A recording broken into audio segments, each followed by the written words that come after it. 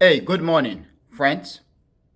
Today is Friday, January the 10th, 2025, and the time now is 7:53 a.m. So, friends, I want to talk briefly about the situation in the United States regarding the late President of the United States, Jimmy Carter, the 39th President of the United States. Once again, Jimmy Carter. Therefore, my friends, you are watching the playlist series, The Trends and Headlines in U.S. Society and Domestic Politics, and this is episode 15. Once again, my friends, you are watching the playlist series, The Trends and Headlines in U.S. Society and Domestic Politics, and this is episode 15.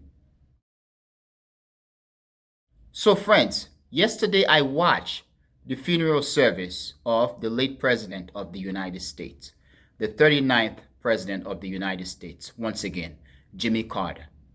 And I noticed a couple of things that are very interesting in terms of the relationship between or among the various United States presidents, the ex presidents of the United States. And what I noticed basically is speaking truth and speaking to the fact that the United States may not be as unified as people in the United States and around the world have often thought of the United States, especially regarding the relationship among the various presidents, the ex presidents. Of course, we have to acknowledge the fact that there is a divide in the fact that you have the other presidents, Obama, George Bush, and so on, Bill Clinton, and so on, against Donald Trump, or at least that's what it seems like. Or we can say that it is Donald Trump against the other president, the other ex president of the United States, former presidents. We are talking in this case again Obama, Barack Obama, George Bush, and Bill Clinton.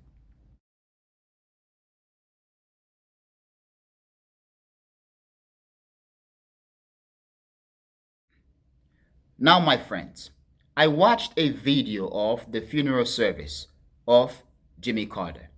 And of course, I've watched several services of former American presidents and dignitaries or prominent members of the United States political system. Whether we are talking about people such as John McCain, Judge Bush, and so on and so on and so on. Now, friends, we have to acknowledge the fact that in the United States, whenever there is an event that requires the former presidents to attend, there is a protocol in how they sit, in how they behave. There is a protocol for people who become the president of the United States to act while they are in power and after they've left office. We have to acknowledge that. But as I watched the video of the service of Jimmy Carter, Obama came in. Of course, from the angle of the camera, it doesn't seem as if the former president, who is now the president elect and who is going to be the president of the United States in 10 days, Donald Trump, did not seem to acknowledge Barack Obama. Now, perhaps we can acknowledge the fact or accept the fact that it is because of the camera. However, Donald Trump and Barack Obama were conversing. But when George Bush and Bill Clinton entered the room, okay, took their seat, they did not acknowledge Donald Trump, and Donald Trump did not acknowledge them. And you can tell from the body language of the president, the former president of the United States, their body language, whether we are talking about George Bush, Bill Clinton, George Bush's wife, or Hillary Clinton. And even when the current Vice President of the United States, Kamala Harris, and her husband entered the room, they did not acknowledge Donald Trump, and Donald Trump did not acknowledge them. One could feel or see that there seemed to be grudges among the presidents of the United States. Donald Trump against them and the rest of the presidents against Donald Trump. We are talking in this case Barack Obama, George Bush, and Bill Clinton. Now, my friends, Donald Trump began to converse with Barack Obama, and Barack Obama conversed with him. From my reading of the body language, it seems as if Donald Trump just wanted to carry out a conversation for the sake of looking like he was being respectful, he was participating.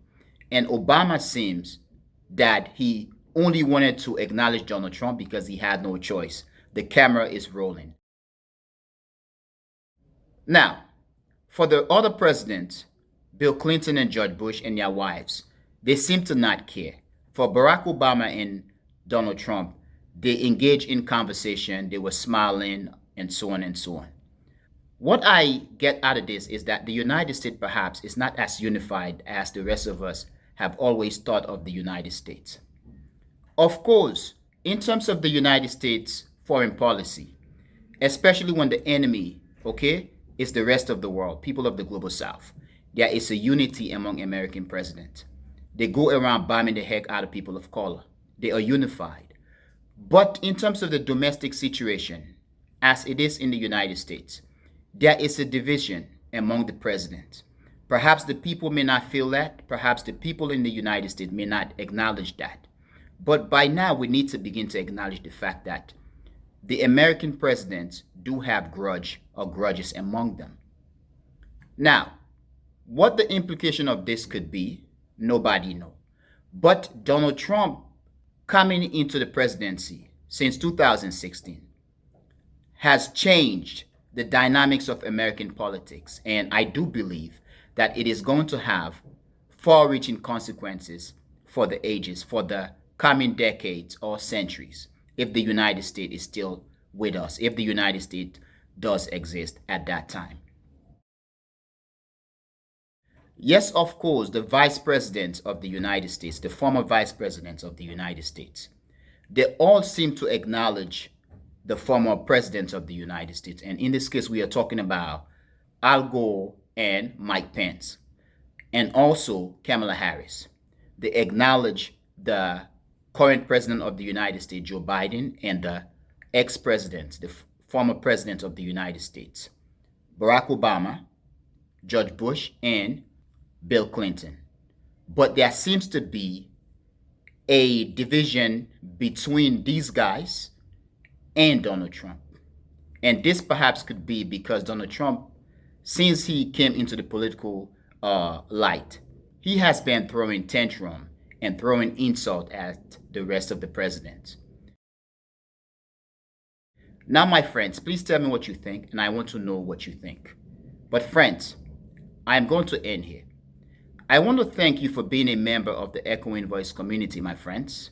But most especially and most importantly, friends, I want to thank you a lot for watching the Echoing Voice. Peace.